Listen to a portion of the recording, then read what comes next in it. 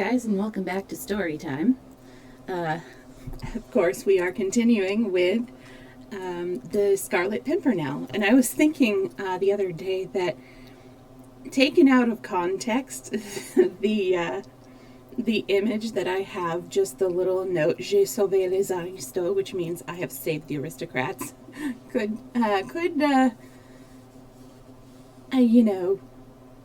if people don't understand that it is about the French Revolution and it's, the reasons why he's saving the aristocrats, that he feels, at least I assume that he feels that murdering women and children as well as men, because, that was back before they realized, women can be,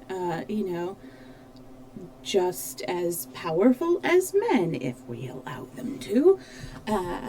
But yeah, it could be termed as, people might possibly think that there is some connection with what is going on today in the United States, but it is not. It just happens to be, what was going on about 250 years ago, something like that.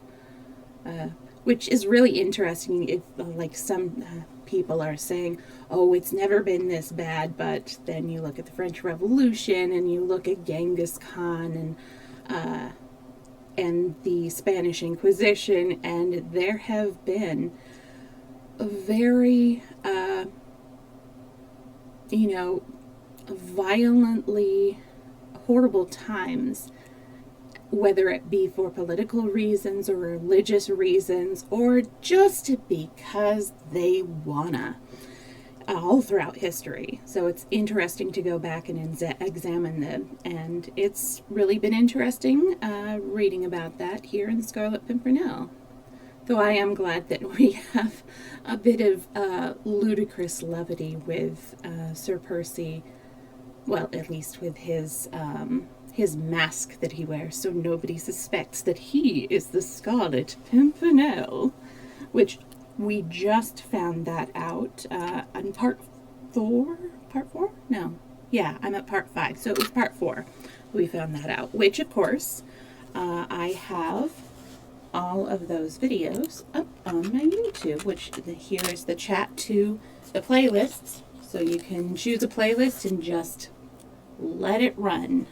Not have to worry about finding the next video in the series.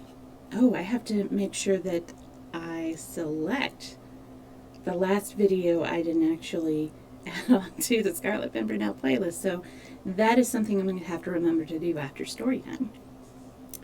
Anyways, we'll go ahead and get started, and of course, we have our little meowing maestro right there, who, when we're chatting between chapters, he is going to be there. And when we have, when we're reading, of course, he's going to be hiding away.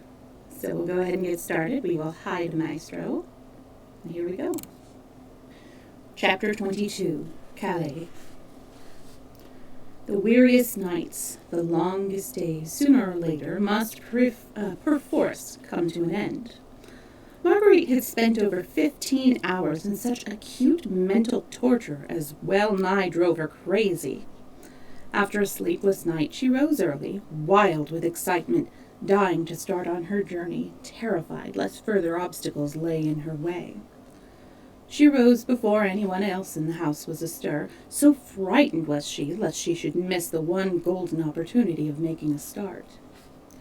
When she came downstairs, she found Sir Andrew Ffoulkes sitting in the coffee room. He had been out half an hour earlier and had gone to the Admiralty Pier, only to find that neither the French packet nor any privately chartered vessels could put out for Dover yet. The storm was then at its fullest, and the tide was on the turn. If the wind did not abate or change, they would perforce have to wait another 10 or 12 hours until the next tide before a start could be made. And the storm had not abated, the wind had not changed, and the tide was rapidly drawing out. Marguerite felt the sickness of despair when she heard this melancholy news. Only the most firm resolution kept her from totally breaking down, and thus adding to the young man's anxiety, which evidently had become very keen. Though he tried to disguise it, Marguerite could see that Sir Andrew was just as anxious as she was to reach his comrade and friend. This enforced inactivity was terrible to them both. How they spent that wearisome day at Dover, Marguerite could never afterwards say. She was in terror of showing herself, lest Chauvelin's spies happened to be about, but she had a private sitting room, and she and Sir Andrew sat there hour after hour, trying to take at long intervals some perfunctory meals, which little Sally would bring them, with little to nothing but to think, to conjecture, and only occasionally to hope. The storm had abated just too late. The tide was by then too far out to allow a vessel to put out to sea. The wind had changed and was settling down to a comfortable northwesterly breeze, a veritable godsend for a speedy passage across to France. And there those two waited, wondering if the hour would ever come when they could finally make a start. There had been one happy interval at this long, weary day, and that was when Sir Andrew went down once again to the pier, and presently came back to tell Marguerite that he had chartered a quick schooner, whose skipper was ready to put to sea the moment the tide was favorable. From that moment the hours seemed less wearisome. There was less hopelessness in the waiting, and at last, at 5 o'clock in the afternoon, Marguerite, closely veiled and followed by Sir Andrew Ffoulkes, who, in the guise of her lackey, was carrying a number of impedimenta, found her way down to the pier. Once on board, the keen, fresh sea air revived her. The breeze was just strong enough to nicely swell the sails from the foam crest, as she cut her way merrily towards the open. The sunset was glorious after the storm. Oh, hi, Carell, good to see you. The sunset was glorious after the storm, and Marguerite, as she watched the white cliffs of Dover gradually disappearing from view, felt more at peace and once more almost hopeful. Sir Andrew was full of kind attentions, and she felt how lucky she had been to have him by her side in this her great trouble. Gradually, the grey coast of France began to emerge from the fast-gathering evening mists. One or two lights could be seen flickering, and the spires of several churches to rise out of the surrounding haze. Half an hour later, Marguerite had landed upon French shore. She was back in that country where at this very moment men slaughtered their fellow creatures by the hundreds and sent innocent women and children in thousands to the block.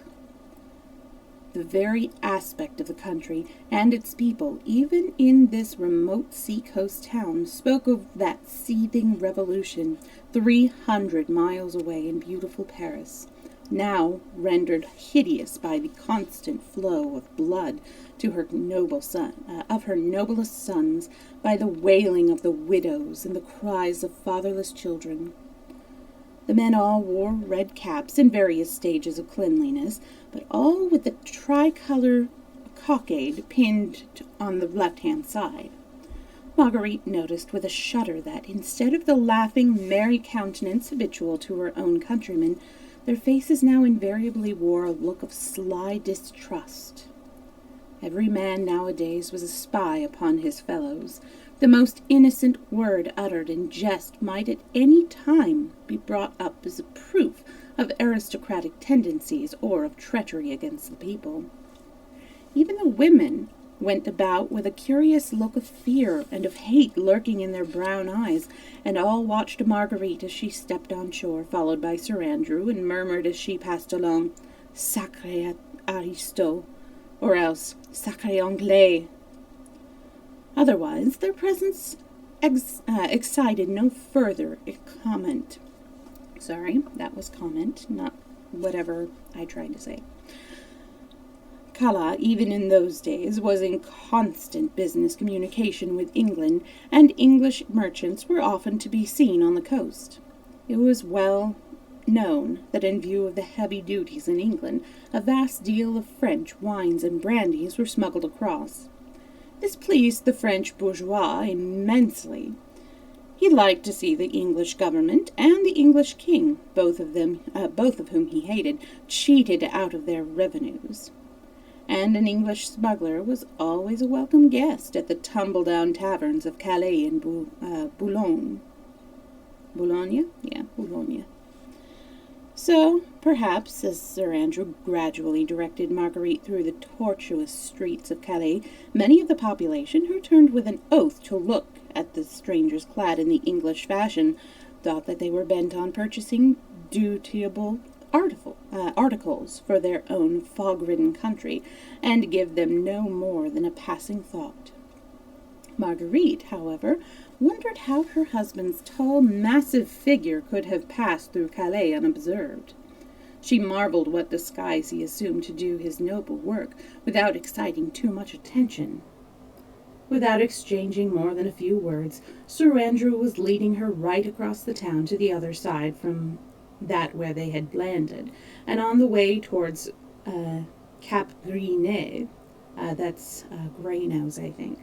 The streets, Gris-Nez, the streets were narrow, tortuous, and mostly evil-smelling, with a mixture of stale fish and damp cellar odors. There had been heavy rain here during the storm last night, and sometimes Marguerite sank ankle-deep in the mud, for the roads were not lighted, save by the occasional glimmer from a lamp inside a house. But she did not heed any of these petty discomforts. "We may meet Blakeney at the Chat Gris, Grey Cat," Sir Andrew had said, when they landed, and she was walking as if on a carpet of rose leaves, for she was going to meet him almost at once. At last they reached their destination. Sir Andrew evidently knew the road, for he had walked unerringly in the dark, and had not asked his way from anyone. It was too dark then for Marguerite to notice the outside aspect of his house. The Chat Gris, as Sir Andrew had called it, was evidently a small wayside inn in the outskirts of Calais, and on the way to Gris-Nez. It lay some little distance from the coast, but the sound of the sea seemed to come from afar. Sir Andrew knocked at the door with the knob of his cane, and from within Marguerite heard a sort of grunt and the muttering of a number of oaths. Sir Andrew knocked again, this time more peremptorily. More oaths were heard, and then shuffling steps seemed to draw near the door. Presently this was thrown open, and Marguerite found herself on the threshold of the most dilapidated, most squalid room she had ever seen in her life. The paper, such as it was hanging from the walls in strips. There did not seem to be a single piece of furniture in the room that could, by the wildest stretch of imagination, be called whole. Most of the chairs had broken backs, others had no seats to them. One corner of the table was propped up by a bundle of firewood. There's another word, but we do not use that word. With a bundle of firewood. There where the fourth leg had been broken up. In one corner of the room there was a huge hearth over which hung a stock-pot with a not altogether unpalatable odor of hot soup emanating therefrom. On one side of the room, high up in the wall, there was a species of loft before which hung a tattered blue and white checkered curtain. A rickety set of steps led up to this loft. On the great bare walls, with their colorless paper all stained with varied filth, there were chalked up at intervals in great bold characters the word liberté, égalité, fraternité, which means liberty, equality, and fraternity. The whole of this sordid abode was dimly lighted by an evil-smelling oil lamp which hung from the rickety rafters of the ceiling. It all looked so horribly squalid, so dirty and uninviting, that Marguerite hardly dared to cross the threshold. Sir Andrew, however, had stepped unhesitatingly forward. "English traveller, citoyenne," he said boldly, and speaking in French. the individual who had come to the door in response to Sir Andrew's knock, and who presumably was the owner of this squalid abode, was an elderly, heavily built peasant, dressed in a dirty blue blouse, heavy sabot, from which wisps of straw protruded all round, shabby blue trousers, and the inevitable red cap with a tricolored cockade that proclaimed his momentary political views. He carried a short wooden pipe from which the odor of rank tobacco emanated.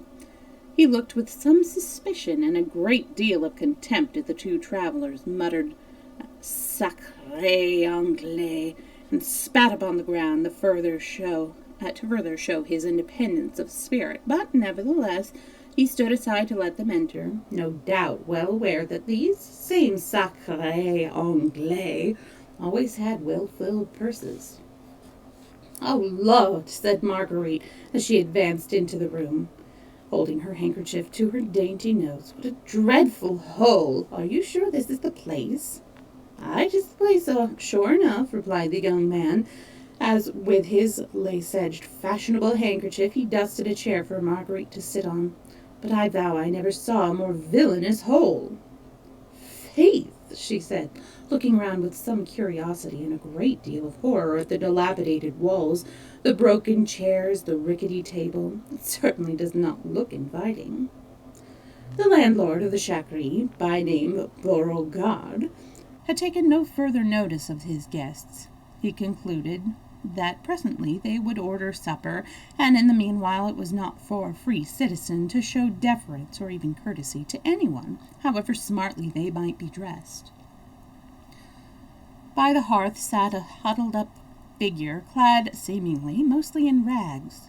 That figure was apparently a woman, although even that would have been hard to distinguish, except for the cap, which had once been white, and for what looked like the semblance of a petticoat. She was sitting, mumbling to herself, and from time to time stirred the brew in her stock-pot. "Hey, my friend," said Sir Andrew at last, "we should like some supper. The citoyenne there," he added, pointing to the huddled-up bundle of rags by the hearth, "is concocting some delicious soup, I'll warrant, and my mistress has not tasted food for several hours." It took Beauregard some few moments to consider the question.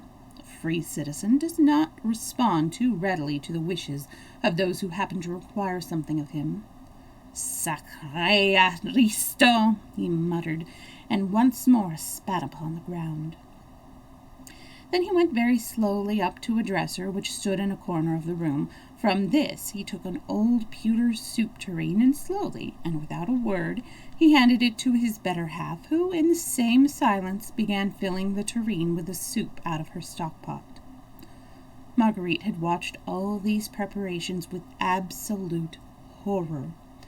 Were it not for the earnestness of her purpose, she would incontinently have fled from this abode of dirt and evil smells. "Faith, our host and hostess are not cheerful people," said Sir Andrew, seeing the look of horror on Marguerite's face. "I would I could offer you a more hearty and more appetizing meal, but I think you will find the soup edible and the wine good. These people wallow in dirt, but live well as a rule." "Nay, I pray you, Sir Andrew," she said gently, "but be not anxious about me. My mind is scarce inclined to dwell on thoughts of supper." Beauregard was slowly pursuing his gruesome preparations. He had placed a couple of spoons, also 2 glasses, on the table, both of which Sir Andrew took the precaution of wiping carefully.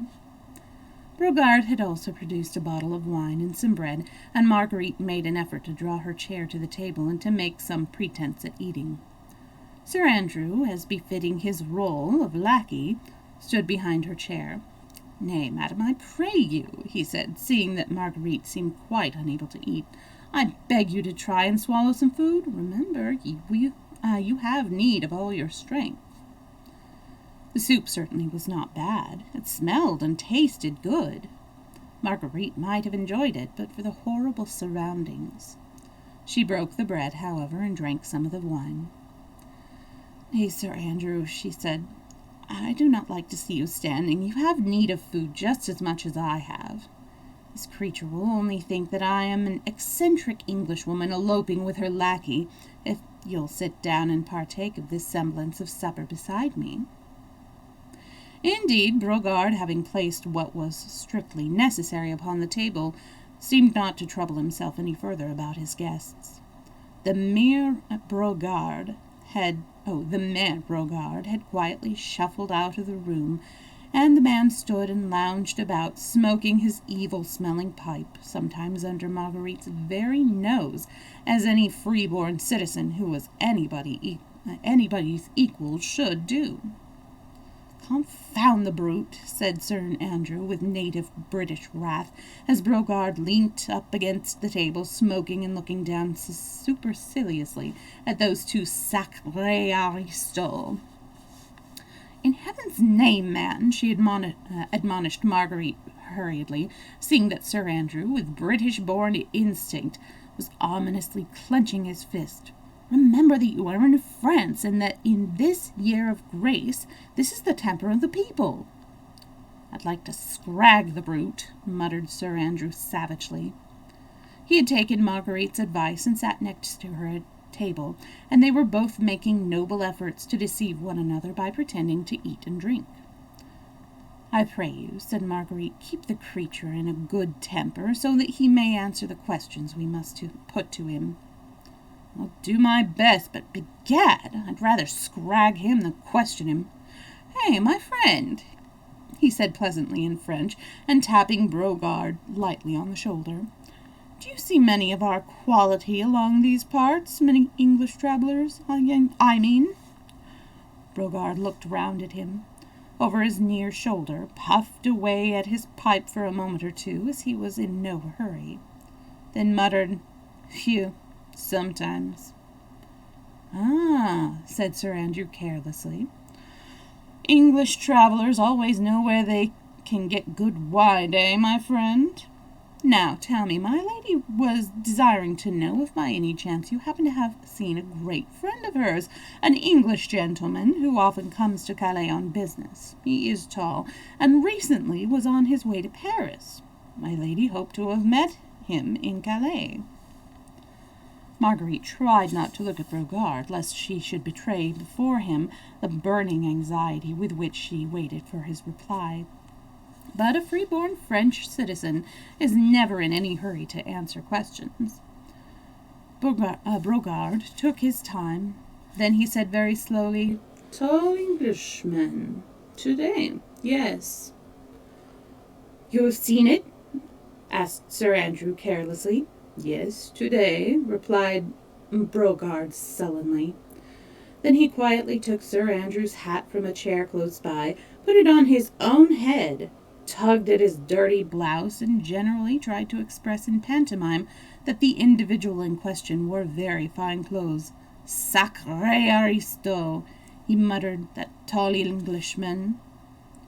Marguerite could scarce repress a scream. "It's Sir Percy, right enough," she murmured, "and not even in disguise." She smiled in the midst of all her anxiety, and through her gathering tears at the thought of the ruling passion strong in death, of Percy running into the wildest, maddest dangers with this latest cut coat upon his back, and the laces of his jabot unruffled. "Oh, the foolhardiness of it," she sighed. "Quick, Sir Andrew, ask the man where you went." "Oh, yes, my friend," said Sir Andrew, addressing Brogard with the same assumption of carelessness. "My lord always wears beautiful clothes, but the tall Englishman you saw was certainly my lady's friend, and he has gone, you say?" He went, yes, but he's coming back. Here, he ordered supper." Sir Andrew put his hand with a quick gesture of warning upon Marguerite's arm. It came none too soon, for the next moment her wild, mad joy would have betrayed her. He was safe and well, was coming back here presently. She would see him in a few moments, perhaps. Oh, the wildness of her joy seemed almost more than she could bear. "Oh, thank you so much for the cheers, UK. Enjoy your lurk." Or I should post lilac. There we go. Here, she said to Brogard, who seemed suddenly to have been transformed in her eyes into some heavenly messenger of bliss. Here, did you say the English gentleman was coming back here? The heaven-born messenger of bliss spat upon the floor to express his contempt for all and sundry aristos to choose to haunt the chat gris. He muttered. He ordered supper. He will come back. Sacré Anglais, he added, by way of his protest against all this fuss for a mere Englishman. But where is he now, do you know? She asked eagerly, placing her dainty white hand upon the dirty sleeve of his blue blouse. You went to get a horse and cart, said Brogard laconically, as with a surly gesture he shook off from his arm that pretty hand which princes had been proud to kiss. At what time did he go? But Brogard had evidently had enough of these questions. He did not think that it was fitting for a citizen who was the equal of anybody to be thus chastised by these sacrés aristos, even though they were rich English ones. It was distinctly more fitting to his newborn dignity to be as rude as possible. It was a sure sign of servility to meekly reply to civil questions. I don't know, he said surlily. I have said enough. Voyons. Les aristos. Voyons, I think, is let's go. He came today. He ordered supper. He went out. You come back. Voila. And with this parting assertion of his rights as a citizen and a free man to be as rude as he well pleased, Brogard shuffled out of the room, banging the door after him.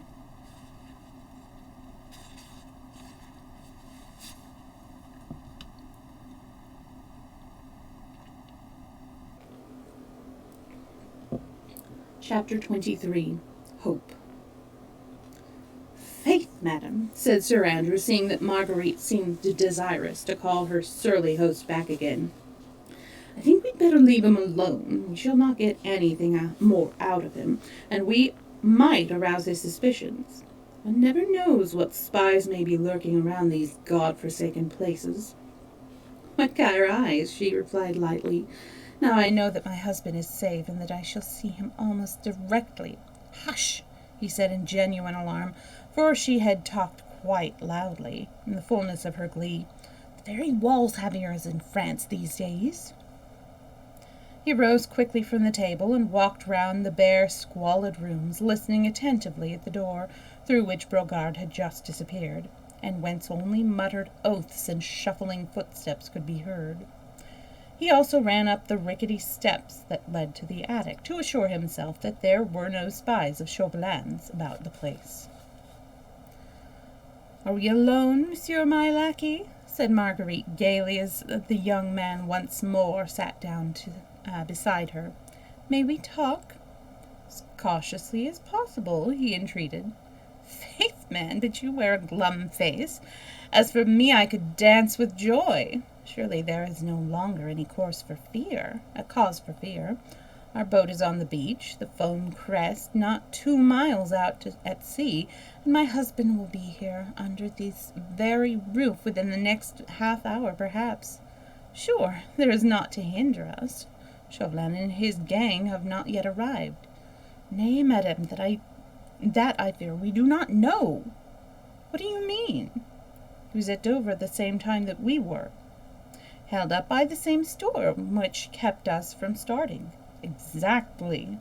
But I did not speak about it before, but I feared to alarm you. I saw him on the beach not 5 minutes before we embarked. At least, I swore to myself at the time that it was himself. He was disguised as a curé, so that Satan, his own guardian, would scarce have known him. But I heard him then bargaining for a vessel to take him swiftly to Calais, and he must have set sail less than an hour after we did. Marguerite's face had quickly lost its look of joy. The terrible danger in which Percy stood, now that he was actually on French soil, became suddenly and horribly clear to her.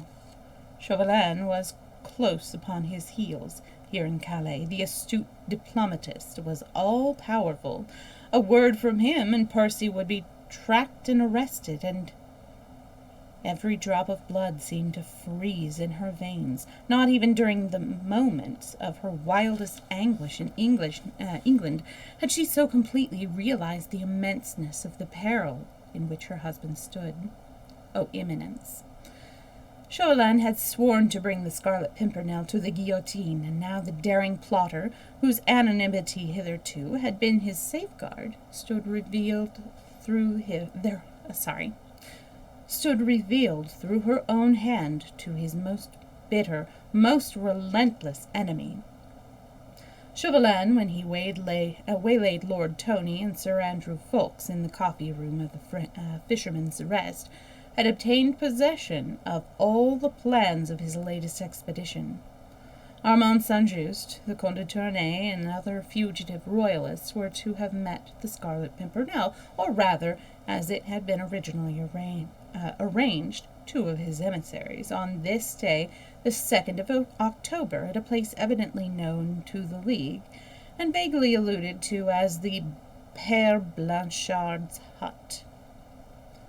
Armand, whose connection with the Scarlet Pimpernel and disavowal of the brutal policy of the Reign of Terror was still unknown to his countrymen, had left England a little more than a week ago, carrying with him the necessary instructions which would enable them to meet the other fugitives and to convey them to this place of safety. This much Marguerite had fully understood from the first, and Sir Andrew Ffoulkes had confirmed her surmises. She knew, too, that when Sir Percy realized that his own plans and his directions to his lieutenants had been stolen by Chauvelin, it was too late to communicate with Armand, or to send fresh instructions to the fugitives. They would of necessity be at the appointed time and place, not knowing how grave was the danger which now awaited their brave rescuer.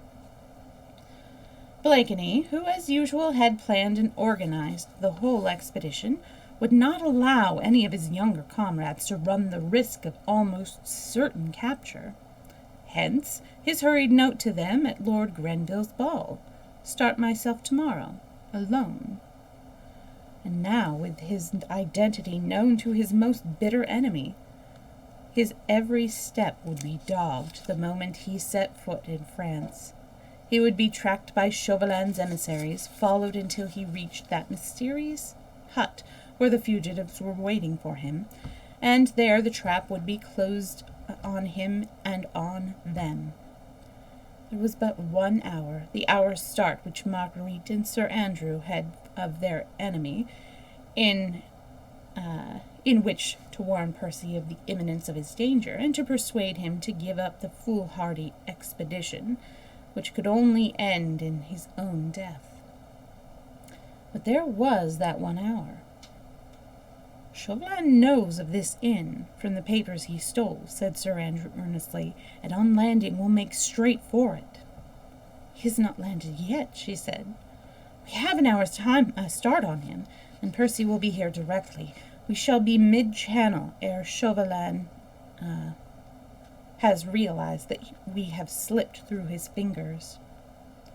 She spoke excitedly and eagerly, wishing to infuse into her young friend some of that buoyant hope which still clung to her heart. But he shook his head sadly.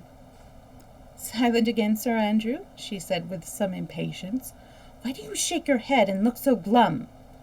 "Faith, madam," he replied, "it is only because in making your rose-colored plans you are forgetting the most important factor." "What in the world do you mean? I'm forgetting nothing. What factor do you mean?" she added with more impatience. "It stands 6 foot odd high," answered Sir Andrew quietly, "and hath name Percy Blakeney." "I don't understand," she murmured. "Do you think that Blakeney would leave Calais without having accomplished what he set out to do?" "You mean—" "There's the old Comte de Tournay, the Comte," she murmured, "and St-Just, and others. "My brother," she said with a heartbroken sob of anguish. "Heaven help me, but I fear I had forgotten. Fugitives as they are, these men that are at this moment await with perfect confidence and unshaken faith the arrival of the Scarlet Pimpernel, who has pledged his honor to take them safely across the Channel." Indeed, she had forgotten. With the sublime selfishness of a woman who loves with her whole heart, she had in the last 24 hours had no thought save for him, his precious noble life, his danger. He, the loved one, the brave hero, he alone dwelt in her mind. "My brother," she murmured, as one by one the heavy tears gathered in her eyes, as memory came back to her of Armand, the companion and darling of her childhood, the man for whom she had committed the deadly sin which had so hopelessly imperiled her brave husband's life. "Sir Percy Blakeney would not be the trusted, honored leader to a score of English gentlemen," said Sir Andrew proudly, "if he abandoned those who placed their trust in him. As for breaking his word, the very thought is preposterous." There was silence for a moment or two. Marguerite had buried her face in her hands and was letting the tears slowly trickle through her trembling fingers. The young man said nothing. His heart ached for his beautiful wife in her awful grief. All along he had felt the terrible impasse in which her own rash act had plunged them all. He knew his friend and leader so well, with his reckless daring, his mad bravery, his worship of his own word of honor. Sir Andrew knew that Blakeney would break it, and that... Sir Andrew knew that Blakeney would brave any danger, run the wildest risks sooner than break it, and with Chauvelin at his very heels would make a final attempt, however desperate, to rescue those who trusted in him. "Faith, Sir Andrew," said Marguerite at last, making brave efforts to dry her tears.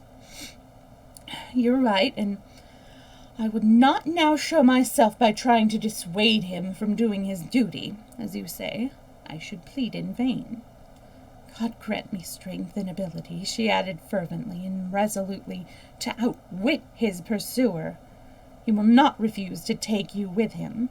Perhaps when he starts on his noble work, between you will have cunning as well as valor. God guard you both. In the meanwhile, I think we should lose no time. I still believe that his safety depends upon his knowledge that Chauvelin is on his track. Undoubtedly, he has wonderful resources at his command. As soon as he is aware of his danger, he will exercise more caution. His ingenuity is a veritable miracle.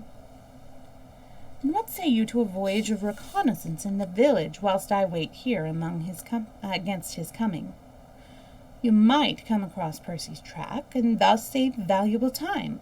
If you find him, tell him to beware. His bitterest enemy is on his heels."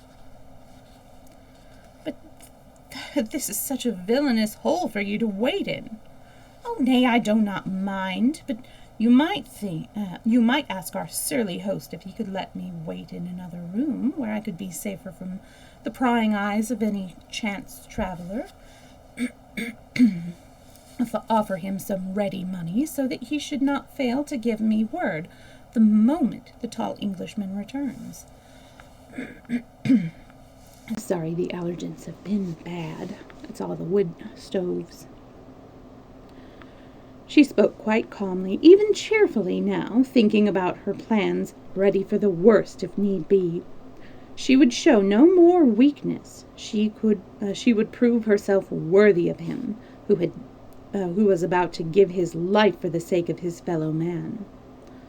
Sir Andrew obeyed her without further comment. Sir Andrew obeyed her without further comment.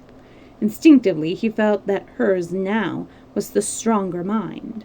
He was willing to get himself over to her guidance, to become the hand whilst she was the directing head. He went to the door of the inner room, through which Brogard and his wife had disappeared before, and knocked.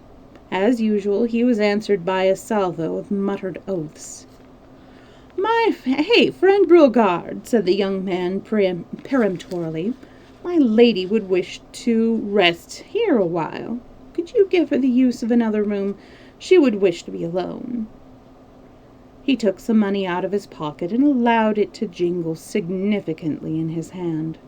Brogard had opened the door and listened, with his usual surly apathy, to the young man's request. At sight of the gold, however, his lazy attitude relaxed slightly. He took his pipe from his mouth and shuffled into the room. He then pointed over his shoulder at the attic up in the wall. "She can wait up there," he said with a grunt. "It's comfortable, and I have no other room." "Nothing could be better," said Marguerite in English. She at once realized the advantages such a position hidden from view would give her. "Give the money, Sir Andrew. I shall be quite happy up there, and can see everything without being seen." She nodded to Brogard, who condescended to go up to the attic and to shake up the straw that lay on the floor. "May I entreat you, madame, to do nothing rash," said Sir Andrew, as Marguerite prepared in her turn to ascend the rickety flights of steps. "Remember, this place is infested with spies. Do not, I beg you, reveal yourself to Sir Percy unless you are absolutely certain that you are alone with him." Even as he spoke, he felt how unnecessary was his caution. Marguerite was as calm, as clear-headed as any man. There was no fear of her doing anything that was rash. "No," she said with a slight attempt at cheerfulness. "That can I faithfully promise you. I would not jeopardize my husband's life, nor yet his plans, by speaking to him before strangers. Have no fear. I will watch my opportunity and serve him in the manner I think he needs it most." Brogard had come down the steps again, and Marguerite was ready to go up to her safe retreat. "I dare not kiss your hand, madame," said Sir Andrew as he began to mount the steps, "since I am your lackey, but I pray you be a good cheer. If I do not come across Blakeney in half an hour, I shall return, expecting to find him here." "Yes, that will be best. We can afford to wait for half an hour. Chauvelin cannot possibly be here before that. God grant that either you or I may have seen Percy before. Good luck to you, friend. Have no fear for me." Lightly she mounted the rickety wooden steps that led to the attic. Brogard was taking no further heed of her. She could make herself comfortable up there or not, as she chose. Sir Andrew watched her until she had reached the loft and sat down upon the straw. She pulled the tattered curtains across, and the young man noted that she was singularly well placed there for seeing and hearing, whilst remaining unobserved. He had paid Brogard well. The surly old innkeeper would have no object in betraying her. Then Sir Andrew prepared to go.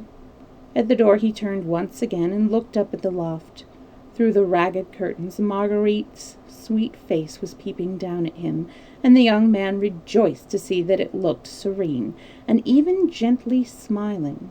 With a final nod of farewell to her, he walked out into the night.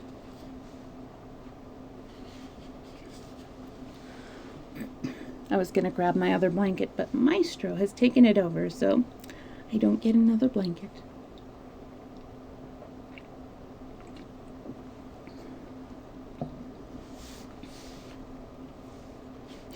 Chapter 24. The Death Trap. The next quarter of an hour went by swiftly and noiselessly. In the room downstairs, Brogard had for a while busied himself with clearing the table and rearranging it for another guest. Oh, yes. I will do that. Actually, I'll do that now. So I'm going to put the little singing Maestro up here. That way I can coax him off of the blanket and steal it from him. So it is treat times for the kitties. And I'll go find... Oh, wait, Snockings is in here as well. She's just under the blanket as opposed to on top of it. Hey, ma'am. Snockings, you too.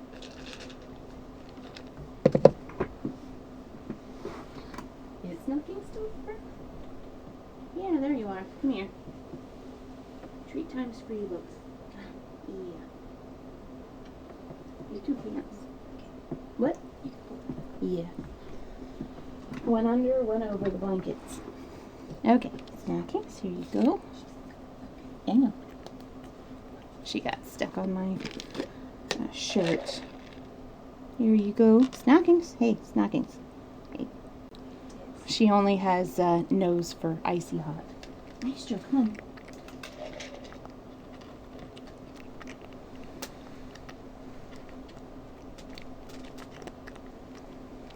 Pants. This is from Corel.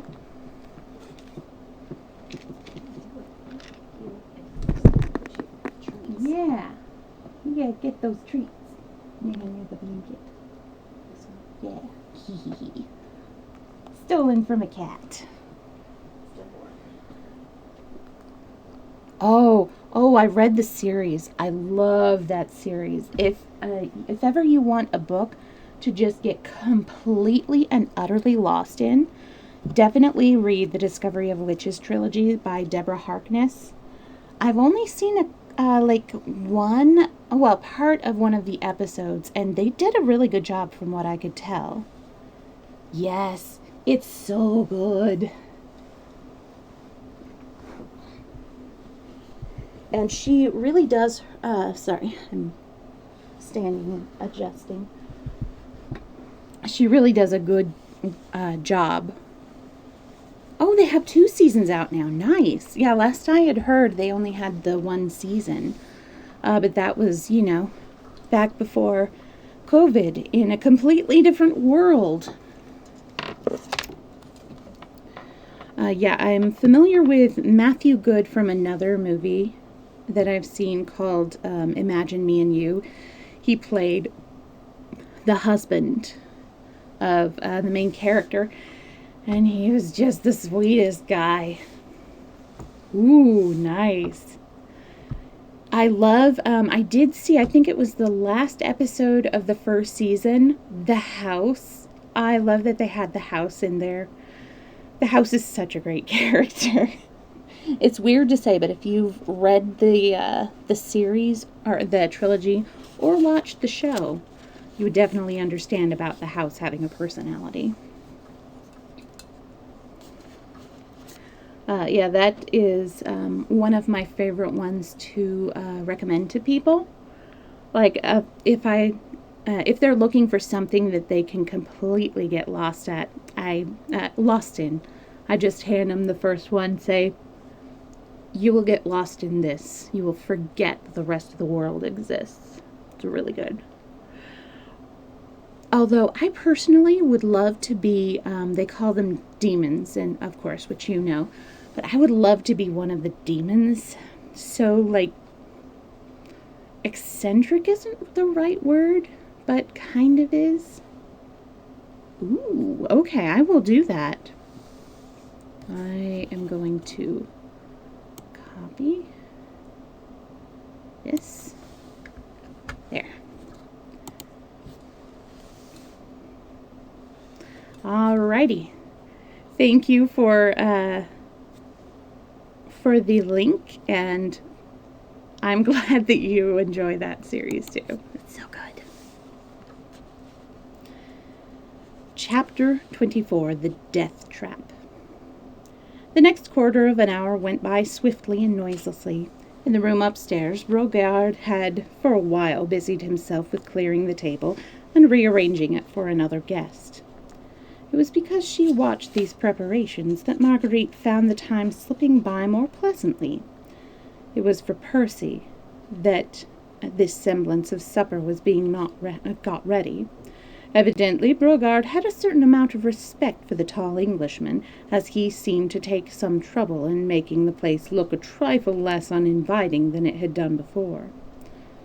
and even produced from some hidden recess of the old dresser what actually looked like a tablecloth. And then he spread it out and saw it was full of holes. He shook his head dubiously for a while, then was at much pains so to spread it over the table as to hide from its blemishes.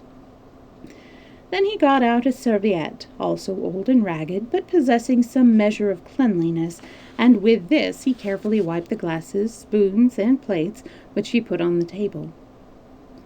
Marguerite could not help smiling at herself as she watched all these preparations, which Brogard accomplished to an accompaniment of muttered oaths. Clearly, the great height and bulk of the Englishman, or perhaps the weight of his fist, had overawed his free-born citizen of France, as he would never have been at such trouble for any sacré aristo. When the table was set, such as it was, Brogard surveyed it with evident satisfaction. He then dusted one of the chairs with the corner of his blouse, gave the stir to the stock-pot, threw a fresh bundle of firewood on the fire, and slouched out of the room. Marguerite was left alone with her reflections. She had spread her traveling cloak over the straw, and was sitting fairly comfortably, as the straw was fresh, and the evil odor from below came up to her only in a modified form. Master, are you going to come up, or are you going back to sleep over there? And yes, I stole your blanket. But momentarily she was almost happy. Happy because, when she peeped through the tattered curtains, she could see a rickety chair, a torn tablecloth, a glass, a plate, and a spoon. That was all. But those mute and ugly things seemed to say to her that they were waiting for Percy. That soon, very soon, he would be here, that the squalid room being still empty, they would be alone together. That thought was so heavenly that Marguerite closed her eyes in order to shut out everything but that. In a few moments she would be alone with him. She would run down the ladder and let him see her. Then he would take her in his arms, and she would let him see that, after all, she would gladly die for him, and with him, for earth could hold no greater happiness than that. And then what would happen? She could not even remotely conjecture. She knew, of course, that Sir Andrew was right, that Percy would do everything he had set out to accomplish, that she, now she was here, could do nothing beyond warning him to be cautious, since Chauvelin himself was on his track. After having cautioned him, she would perforce have to see him go off upon his terrible and daring mission. She could not even with a word or look attempt to keep him back. She would have to obey whatever he told her to do, even perhaps have to embrace herself and wait in indescribable agony, whilst he, perhaps, went to his death. But even that seemed less terrible to bear than the thought that he should never know how much she loved him, that at any rate would be spared her. The squalid room itself, which seemed to be waiting for him, told her that he would be here soon. Suddenly, her oversensitive ears caught the sound of distant footsteps drawing near. Her heart gave a wild leap of joy. Was it Percy at last? No, the step did not seem quite as long, nor quite as firm as his. She also thought that she could hear two distinct sets of footsteps. Yes, that was it. 2 men were coming this way. Oh, hang on a second. Hang on. I lost my place. Sorry. Yes, that was it. 2 men were coming this way. 2 strangers, perhaps, to get a drink, or... But she had not time to conjecture, for presently there was a peremptory call at the door, and the next moment it was violently thrown open from the outside, whilst a rough, commanding voice shouted, "Hey, citoyen Brogard! Hola!" Marguerite could only see the newcomers. but through a hole in one of the curtains she could observe one portion of the room below. Wait, she could? Oh, Marguerite could not see the newcomers, but through a hole in one of the curtains she could observe one portion of the room below. She heard Brogard's shuffling footsteps as he came out of the inner room, muttering his usual string of oaths. On seeing the strangers, however, he paused in the middle of the room, well within range of Marguerite's vision, looking at them with even more withering contempt than he had bestowed upon his former guests, and muttered, "Sacré Sontan!" Marguerite's heart seemed all at once to stop beating. Her eyes, large and dilated, had fastened on one of the newcomers, who at this point had taken a quick step towards Brogard.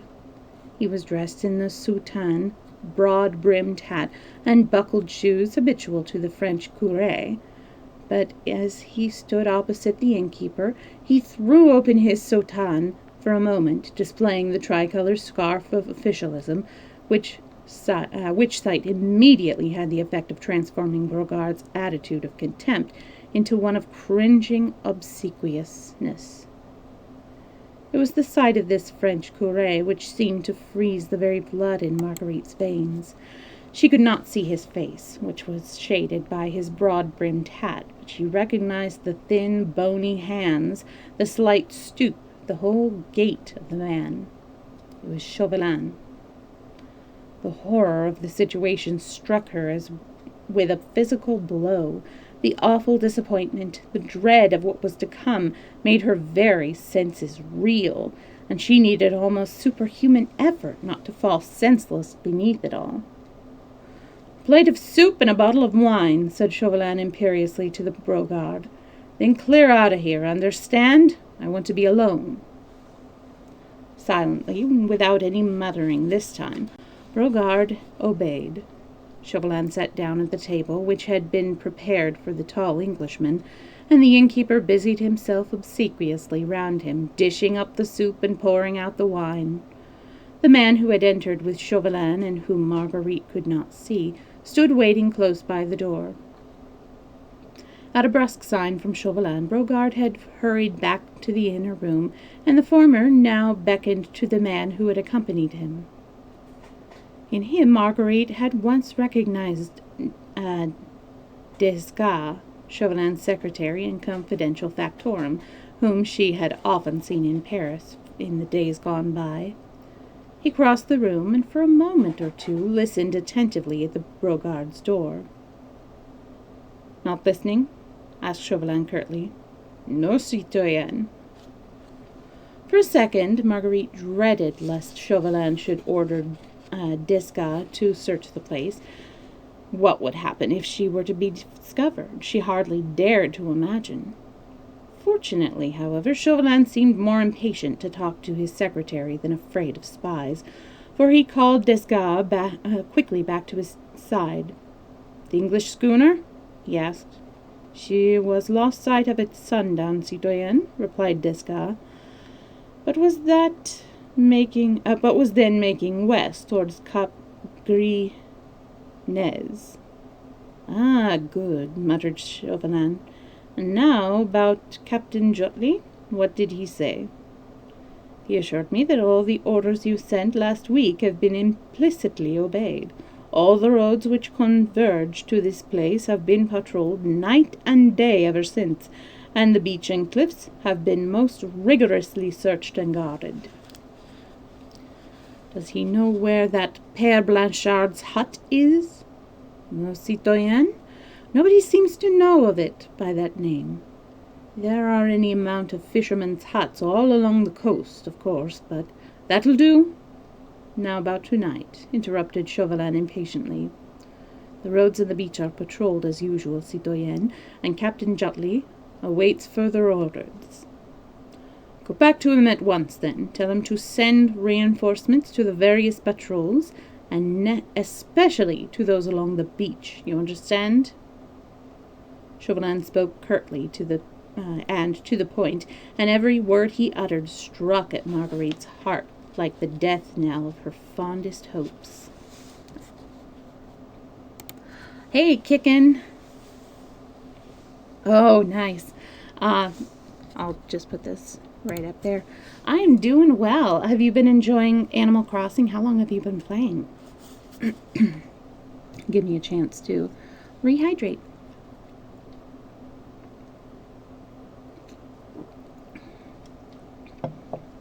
Animal Crossing has looked like fun.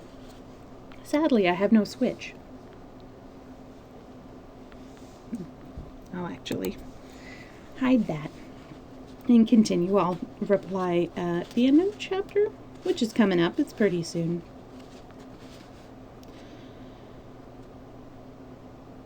Chauvelin spoke curtly and to the point, and every word he uttered struck at Marguerite's heart like the death knell of her fondest hopes.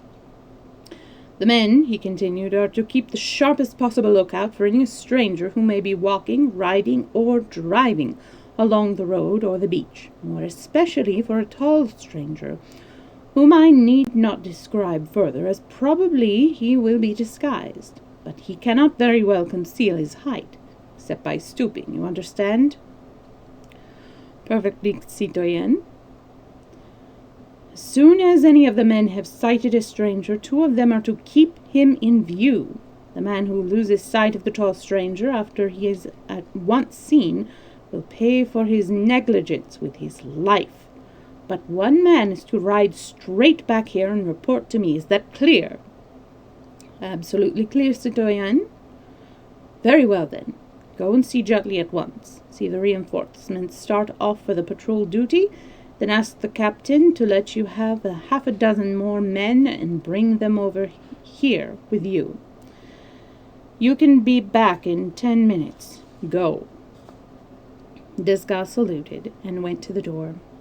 As Marguerite, sick with horror, listened to Chauvelin's directions to his underling, the whole of the plan for the capture of the Scarlet Pimpernel became appallingly clear to her. Chauvelin wished that the fugitives should be left in false security, waiting in their hidden retreat until Percy joined them. Then the daring plotter was to be surrounded and caught red-handed in the very act of aiding and abetting royalists, who were traitors to the Republic. Thus, if his capture were noised abroad, even the British government could not legally protest in his favor. Having plotted with the enemies of the French government, France had the right to put him to death. Escape from him and them would be impossible. All the roads patrolled and watched, the trap well set, the net wide at present, but drawing together tighter and tighter until it closed upon the daring plotter, whose superhuman cunning even could not rescue him from its meshes now.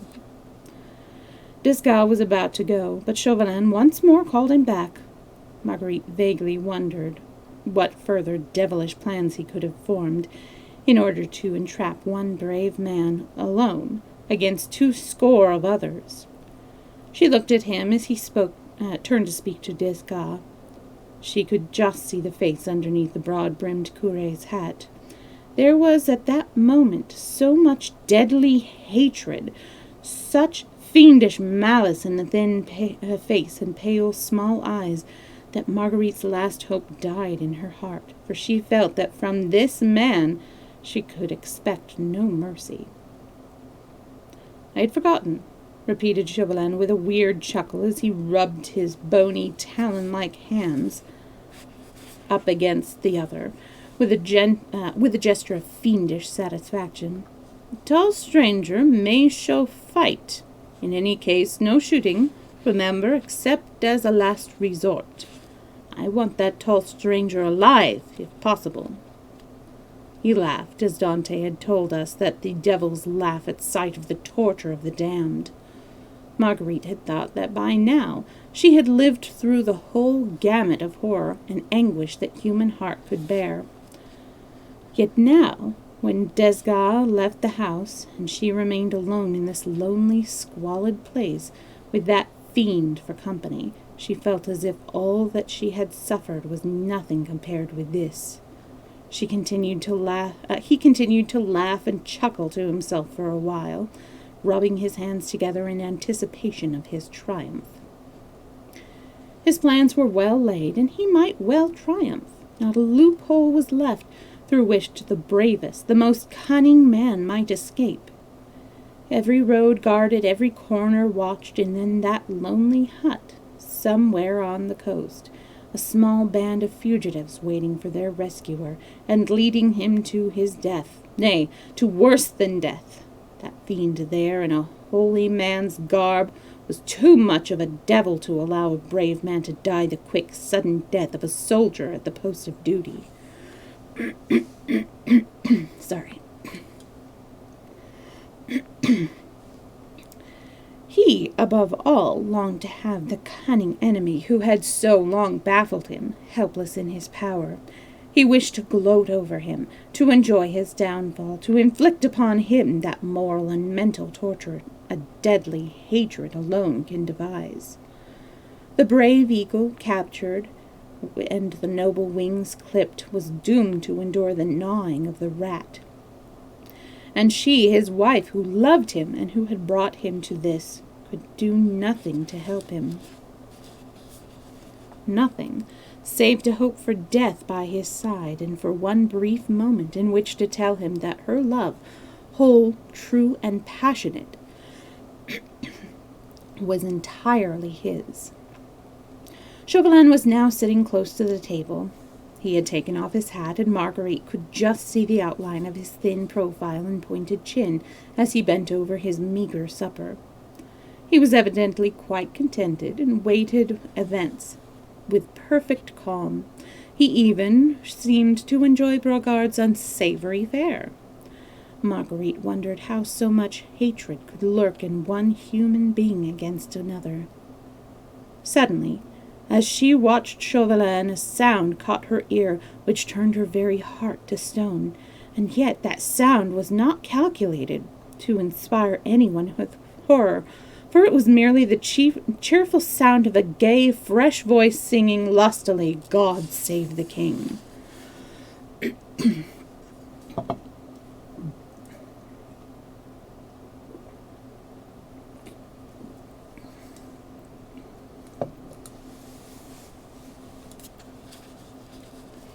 Chapter 25, The Eagle and the Fox. Oh yeah, I forgot to chat a little while. Get Maestro back up.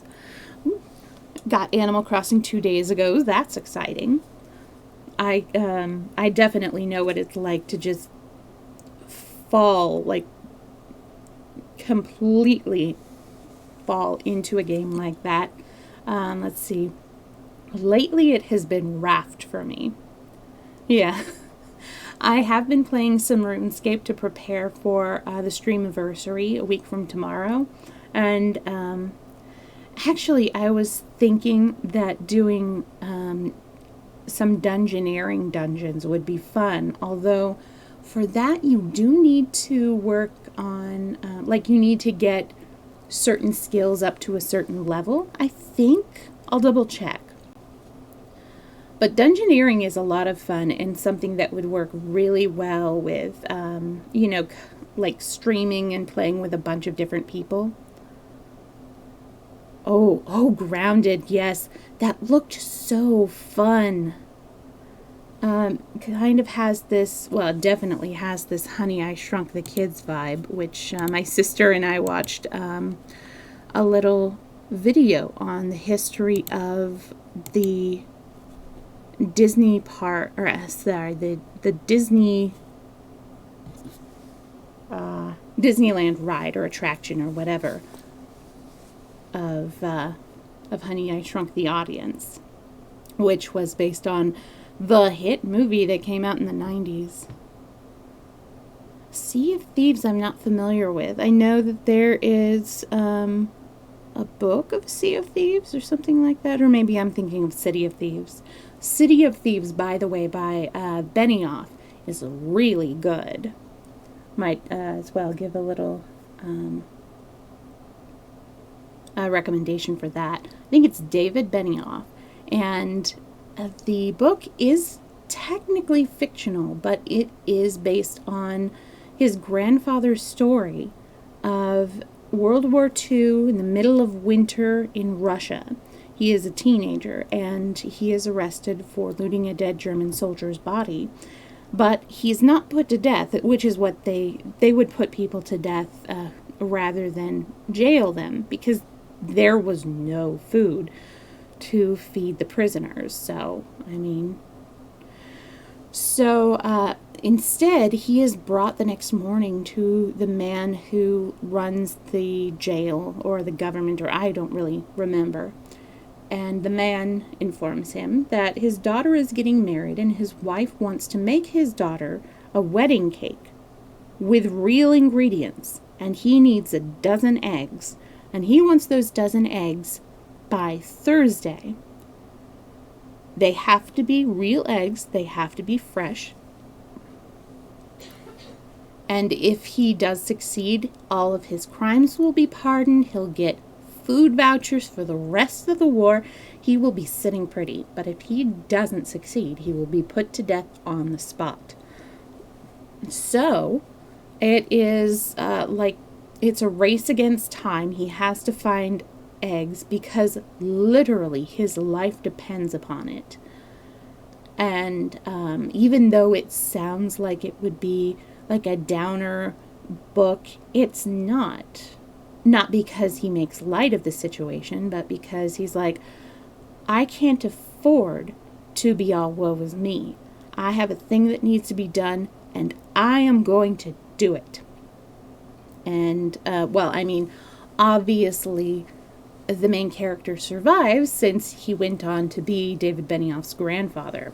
But the reason why it's technically fiction is because when David Benioff was interviewing his grandfather to get all of the facts, the grandfather just kind of threw up his hands and was like, I don't know, that was so long ago, I don't remember the details, so just make some stuff up. So that's why it's technically fiction. Sea of Thieves is a pirate game. Ooh, it's so good. I will have to tell my sister about that, because one game that she loves playing is Pirate 101. Are you familiar with Pirate 101 and Wizard 101? Probably with Wizard 101. But yeah, she loves playing Pirate 101, and it's fun sailing around. You do sail through the skyways. Oh, thank you. I will hydrate. Thank you for the hydrate reminder. Delicious. You are an egg. Now, are you a good egg or a bad egg? Okay, well, I'll try to remember to post up a link to them. It is possible to do free play with them, though, you don't have to be a member. And there are two ways that you can go about it if you want to unlock more things in the game. There's an in-game currency. You're a neutral egg. Aha, yeah. There is a currency that you can purchase with money, or you can earn it by watching videos, and you used to be able to, you can do quizzes, and you can do 10 quizzes a day, and you earn 10 points depending on how well you do in the little quiz, and they're just fun things. You can definitely memorize all the answers. So each day you can earn 100 crowns. And so if you want to not pay for membership, you unlock the next area with, the next skyway or whatever, with crowns, which is what they call that currency. And then that area will be unlocked forever. And a lot of people like doing that because if they get to a point where they're strapped for cash, they can't afford to pay for membership, they can still play those areas that they've unlocked because they're unlocked forever. But if they decide to go membership, which is what my sister and I have done, because you can get some really good deals, they actually have a family rate because it is, I believe, a rated G game. But you still have the battles, you have great storylines, and the artwork is really good. anyways, you can opt to do membership, and you get membership benefits. So in Wizard 101, you have like a daily task that you can do and then get a reward. And each progressive one you do, you unlock more rewards. You earn you can earn crowns that way, and get items like pets and stuff like that. It's just a lot of fun. One bad thing about Sea of Thieves, a karma system. Once you had 100,000 gold on your ship. Oh no! Oh goodness, 30 minutes. Oh, that. I actually had a battle that took me, it might have been 30 minutes, it might have been an hour, but yeah. Yeah, the Hydra in a very, very late game Pirate 101 is tough. Oh goodness, that took me weeks and weeks to finally have a successful battle against the Hydra. Because, of course, you kill one head and 3 more arise, but each head had like a different, there was a fire head, an ice head, an electro head, and you had to follow like this certain system of doing it. And then some of the bosses in Wizard 101, they have cheats. So like if they can attack out of turn, if you don't do these certain things, by the next time they attack, they do this. It's really fun.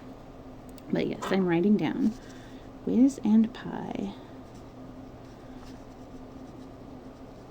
on Discord.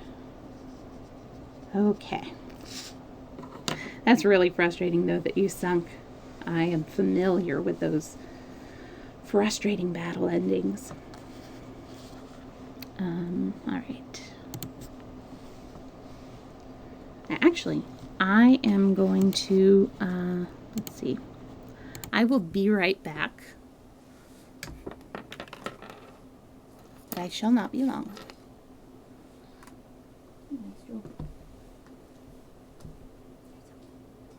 You are so cute.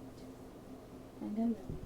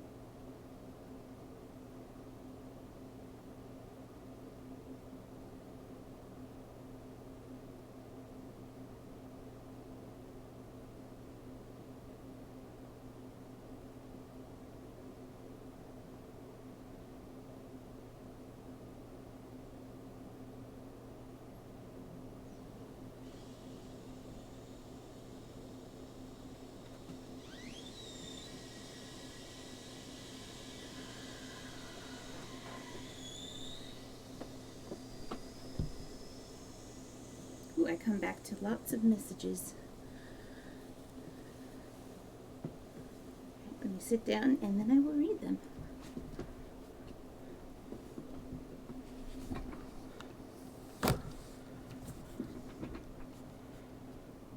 Alright, so you fought brave. You fought valiantly.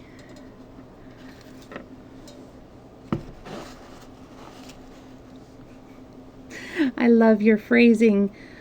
Goes very well with the Scarlet Pimpernel.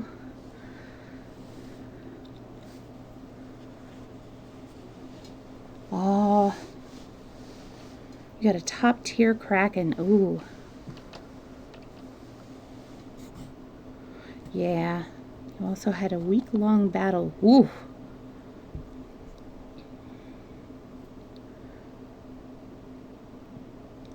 Scrooge McDuck kind of riches. I love it.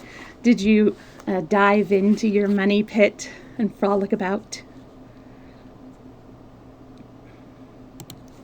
Love the phrasing.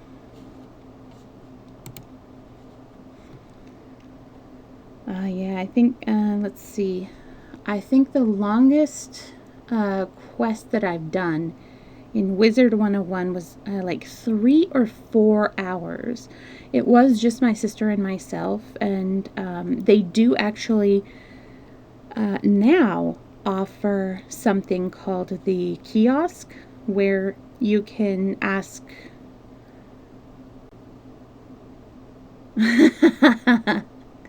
nice. You can actually like request that you have assistance, and people can go to the kiosk and they can see what quests are, I guess you could say, are being hosted, or that people want help with, or that they're farming them for like choice resources. So you can get some really high level players either wanting to help you out or who want to farm that area as well. That's fun. Alright, so let's go ahead and get back to the story. Oh, oxygen not included. That sounds familiar. I know that I've looked at it. Not included. Okay. Ooh, nice. Yeah, you can get some like higher quality ships in Pi as well, and just like deck it out with like certain kinds of cannons and like the rudders and the wheels and stuff like that. It's fun. I love when you can do that. Ship cosmetics. Alright. Chapter 25.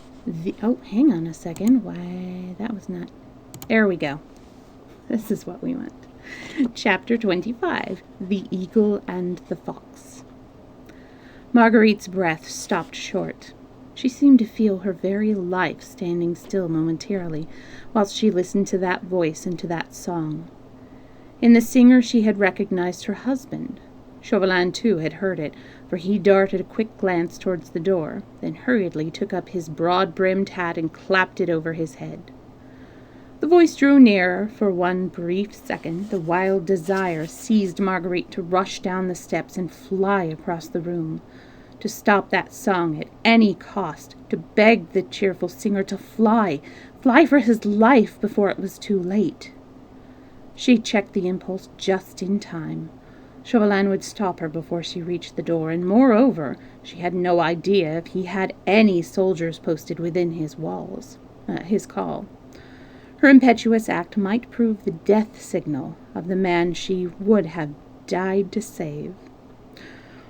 "Long to reign over us, God save the king," sang the voice more lustily than ever. The next moment the door was thrown open, and there was dead silence for a second or so. Marguerite could not see the door.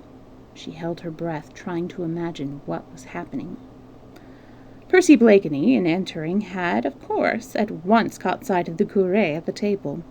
His hesitation lasted less than 5 seconds. The next moment, Marguerite saw his tall figure crossing the room, whilst he called in a loud, cheerful voice, Hello there, no one about? Where's that fool Brogard? He wore the magnificent coat and riding suit which he had on when Marguerite last saw him at Richmond so many hours ago. As usual, his get-up was absolutely irreproachable. The fine Mechlin lace at his neck and wrists was immaculate in its gossamer daintiness. His hands looked slender and white. His fair hair was carefully brushed, and he carried his eyeglass with his usual affected gesture. In fact, at that moment, Sir Percy Blakeney, Bart, might have been on his way to a garden party at the Prince of Wales instead of deliberately, cold-bloodedly running his head in a trap set up for him by his deadliest enemy. He stood for a moment in the middle of the room, whilst Marguerite, absolutely paralyzed with horror, seemed unable even to breathe. Every moment he expected that Chauvelin would give a signal, that the place would fill with soldiers, that he would rush down and help Percy to sell his life dearly.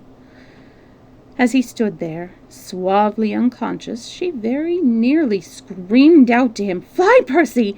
'Tis your deadly enemy! Fly before it be too late!" But she had not time even to do that, for the next moment Blakeney quietly walked to the table and jovially clapped the curé on the back, said in his own drolly, affected way, "Odds fish! Monsieur Chauvelin, I vow I never thought of meeting you here."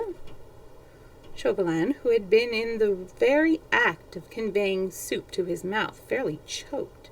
His thin face became absolutely purple, and a violent fit of coughing saved this cunning representative of France from betraying the most boundless surprise he had ever experienced. There was no doubt that this bold move on the part of the enemy had been wholly unexpected, as far as he was concerned, and the daring impudence of it completely nonplussed him for the moment. Obviously, he had not taken the precaution of having the inn surrounded with soldiers. Blakeney had evidently guessed that much, and no doubt his resourceful brain had already formed some plan by which he could turn this unexpected interview to account. Marguerite, up in the loft, had not moved. She had made a solemn promise to Sir Andrew not to speak to her husband before strangers, and she had succinct self-control not to throw herself unreasonably and impulsively across his plans.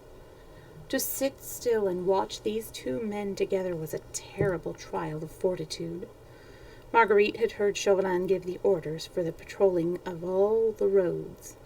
She knew that if Sir Percy were now left the Chagris, in whichever direction he happened to go, he could not go far without being sighted by some of Captain Jutley's men on patrol. On the other hand, if he stayed, then Desgas would have time to come back with the half-dozen men Chauvelin had especially ordered. The trap was closing in, and Marguerite could do nothing but watch and wonder.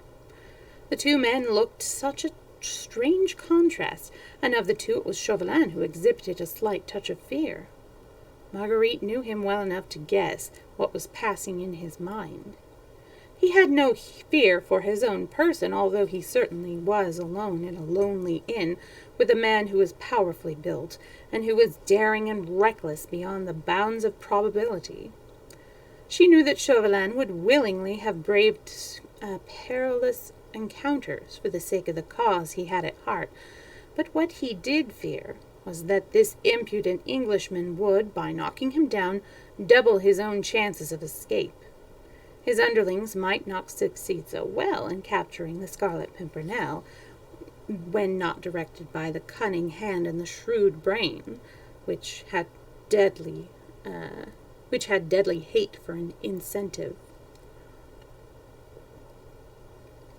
Evidently, however, the representative of the French government had nothing to fear for the moment at the hands of his powerful adversary.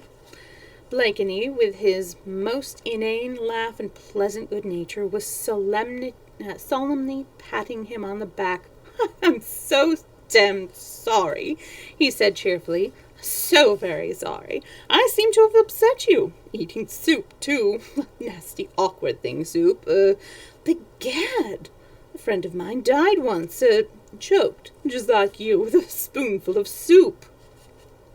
And he smiled shyly, good-humoredly, down at Chauvelin. "Hot's life," he continued, as soon as the latter had somewhat recovered himself.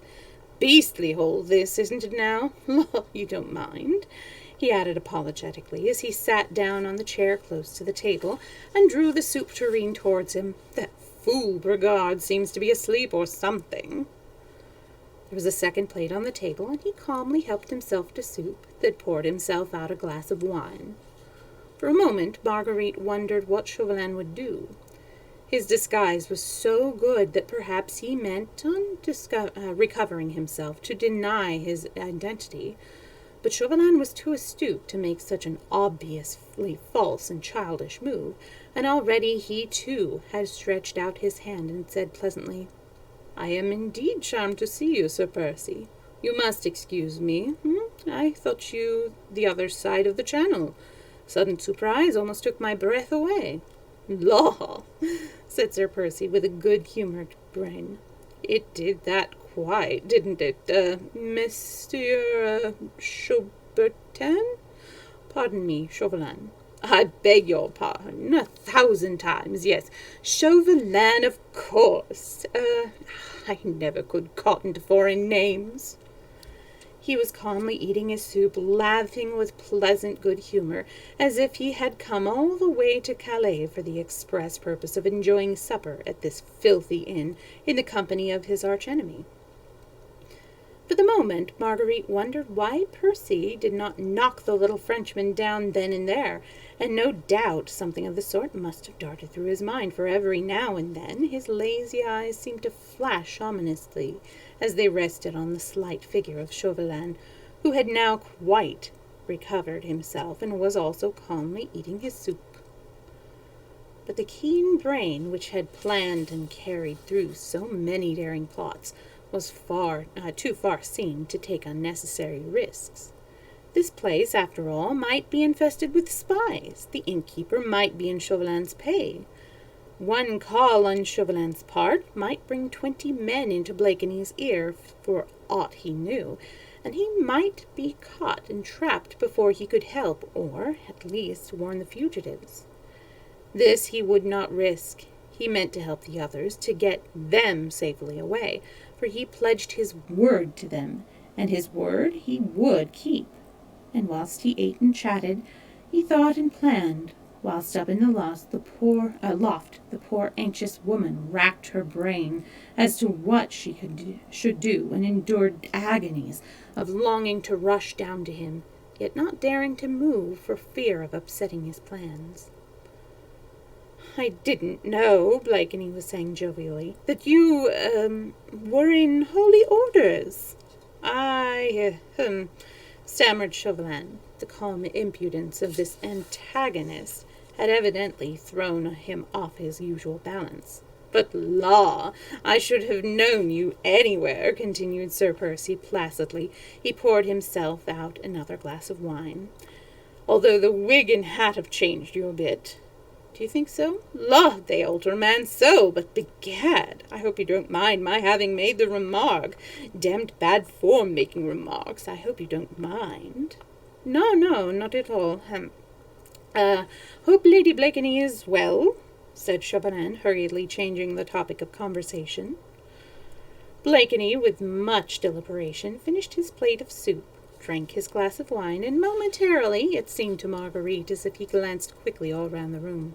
"Quite well, thank you," he said at last dryly. There was a pause during which Marguerite could watch these two antagonists who, evidently in their minds, were measuring themselves against one another. She could see Percy almost full face where he sat at the table, not 10 yards from where she herself was crouching, puzzled, not knowing what to do, or what she should think. She had quite controlled her impulse by now of rushing down and disclosing herself to her husband. A man capable of acting a part in the way he was doting at the present moment did not need a woman's word to warn him to be cautious. Marguerite indulged in the luxury, dear to every tender woman's heart, of looking at the man she loved. She looked through the tattered curtains across at the handsome face of her husband, in whose lazy blue eyes and behind whose inane smile she could now so plainly see the strength, energy, and resourcefulness which had caused the Scarlet Pimpernel to be reverenced and trusted by his followers. "There are 19 of us ready to lay down our lives for your husband, Lady Blakeney," Sir Andrew had said to her, and as she looked at the forehead, low but square and broad, the eyes blue yet deep-set and intense, the whole aspect of the man of indomitable energy, hiding behind a perfectly acted comedy his almost superhuman strength of will and marvelous ingenuity, she understood the fascination which he exercised over his followers, for had he not also cast his spells over her heart and her imagination? Chauvelin, who was trying to conceal his impatience behind his usual urbane manner, took a quick look at his watch. Desgas would not be long. Another 2 or 3 minutes, and this impudent Englishman would be secure in the keeping of half a dozen of Captain Jutley's most trusted men. "You are on your way to Paris, Percy?" he asked carelessly. "What's life? No," replied Blakeney with a laugh. "Only as far as Lille. Not Paris for me. Beastly uncomfortable place, Paris, just now. Monsieur Chauvelin." "Not for an English gentleman like yourself, Sir Percy," rejoined Chauvelin sarcastically, "who takes no interest in the conflict that is raging there." "La, you see, it's no business of mine, and our demmed government is all on your side of the business. Old Pitt daren't say bo to a goose. You are in a hurry, sir," he added, as Chauvelin once again took out his watch. "An appointment, perhaps. I pray you take no heed of me. My time's my own." He rose from the table and dragged a chair to the hearth. Once more Marguerite was terribly tempted to go to him, for time was getting on. Desgas might be back at any moment with his men. Percy did not know that, and oh, how horrible it all was, and how helpless she felt. "I'm in no hurry," continued Percy pleasantly, "but law, I don't want to spend any more time than I can help in this God-forsaken hole. But begad, sir," he added, as Chauvelin had surreptitiously looked at his watch for the 3rd time, "that watch of yours won't get any faster for all the looking you give it. You are expecting a friend, maybe?" "Aye, a friend. Not a lady, I trust, Monsieur l'Abbé," laughed Blakeney. "Surely the Holy Church does not allow— what? But I say, come by the fire, it's getting damned cold." He kicked the fire with the heel of his boot, making the logs blaze in the old hearth. He seemed in no hurry to go, and apparently was quite unconscious of his immediate danger. He dragged another chair to the fire, and Chauvelin, whose impatience was by now quite beyond control, sat down beside the hearth in such a way as to command a view of the door. Desgas had been gone nearly a quarter of an hour. It was quite plain to Marguerite's aching senses that as soon as he arrived, Chauvelin would abandon all his other plans with regard to the fugitives and capture this impudent Scarlet Pimpernel at once. "Hey, Monsieur Chauvelin," the latter was saying airily, "tell me, I pray you, is your friend pretty? Damned smart, these French women sometimes, what? But I protest, I need not ask. Hey, Chilly, how are you doing? You are at a fun part where we are just full of Sir Percy's ridiculousness.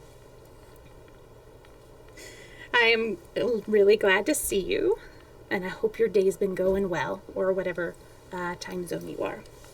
I'm going to start that paragraph over because it is fun. Hey, Mr. Chauvelin, the lady was saying airily. Tell me, I pray you, is your friend pretty? Damned smart these little French women sometimes, what? But I protest I need not ask, he added as he carelessly strode back towards the supper table. In matters of taste, the church has never been backwards, eh? Ooh, yum. Tell me what you had. But Chauvelin was not listening. His every faculty was now concentrated on that door through which presently Desgas would enter. Marguerite's thoughts, too, were centered there, for her ears had suddenly caught through the stillness of the night the sound of numerous and measured treads some distance away. Oh, yum. That sounds good. It was Desgas and his men. Another 3 minutes and they would be there. Another 3 minutes and the awful thing would have occurred. The brave eagle will have fallen in the ferret's trap. She would have moved now and screamed, but she dared not, for whilst she heard the soldiers approaching, she was looking at Percy and watching his every movement. He was standing by the table whereon the remnants of the supper, plates, glasses, spoons, salt and pepper pots, were scattered pell-mell. His back was turned to Chauvelin, and he was still prattling along in his own affected and inane way, but from his pocket he had taken his snuff-box, and quickly and suddenly he emptied the contents of the pepper-pot into it. Then he again turned with an inane laugh to Chauvelin. "Hey, did you speak, sir?" Chauvelin had been too intent on listening to the sound of those approaching footsteps to notice what his cunning adversary had been doing. He now pulled himself together, trying to look unconcerned at the very midst of his anticipated triumph. "Oh, no," he said presently. "That is, as you were saying, Sir Percy?" "I was saying," said Blakeney, going up to Chauvelin by the fire, "that the scoundrel in Piccadilly has sold me better snuff this time than I have ever tasted. Will you honour me, Monsieur l'Abbé?" He stood close to Chauvelin with his own careless, debonair way, holding out his snuff-box to his arch-enemy. Chauvelin, who, as he told Marguerite once, had seen a trick or two in his day, had never dreamed of this one. With one ear fixed on those fast-approaching footsteps, one eye turned to the door where Desgas and his men would presently appear, lulled into false security by the impudent Englishman's airy manner, he never even remotely guessed the trick which was being played upon him, and he took a pinch of snuff. Only he, who has ever by accident sniffed vigorously a dose of pepper, can have the faintest conception of the hopeless condition in which such a sniff would reduce any human being. Chauvelin felt as if his head would burst. Sneeze after sneeze seemed nearly to choke him. He was blind, deaf, and dumb for the moment, and during that moment Blakeney quietly, without the slightest haste, took up his hat, took some money out of his pocket, which he left on the table, then calmly stalked out of the room.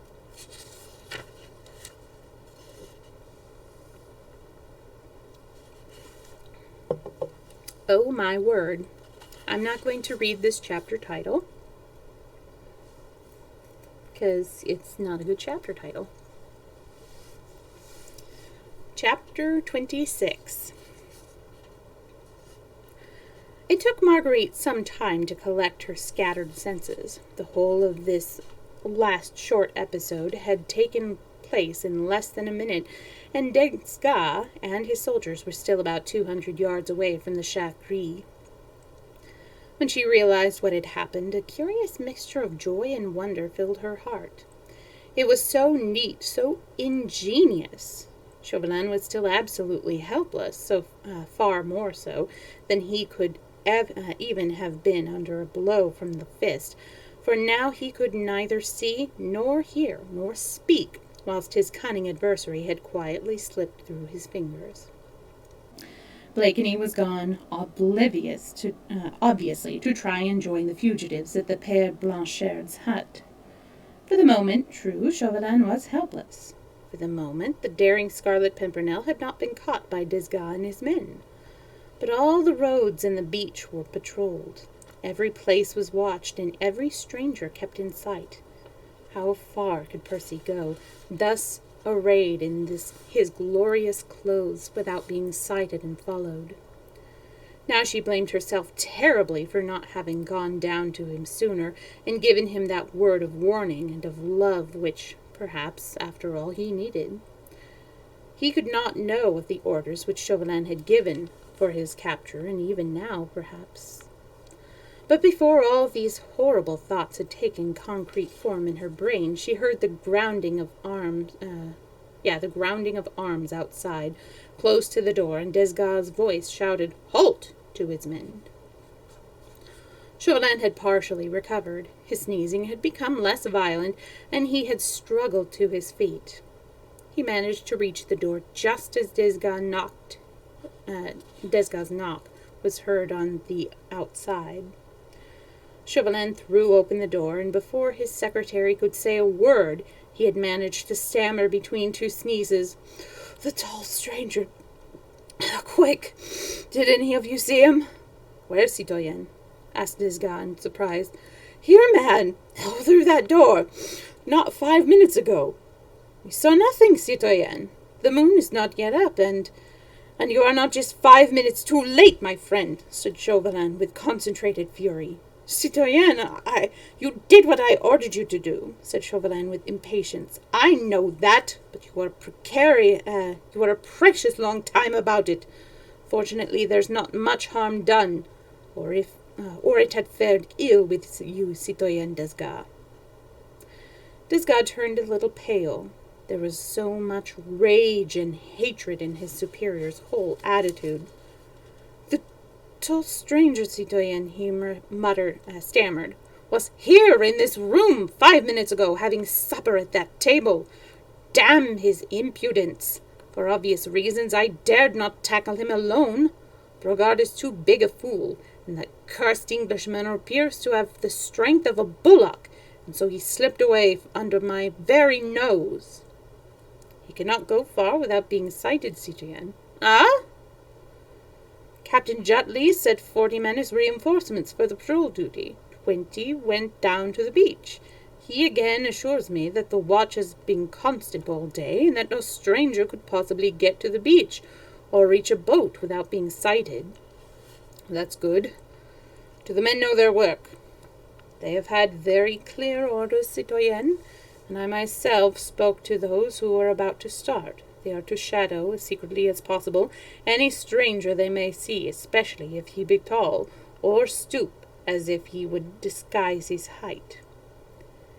"In no case to detain such a person, of course," said Chauvelin eagerly. "That impudent Scarlet Pimpernel would slip through clumsy fingers. We must let him get to the Père Blanchard's hut now. There surround and capture him." "The men understand that, citoyen, and also that, as soon as a tall stranger has been sighted, he must be shadowed, whilst one man is to turn straight back and report to you." "That is right," said Chauvelin, rubbing his hands, well pleased. "I have further news for you, citoyen." "What is it?"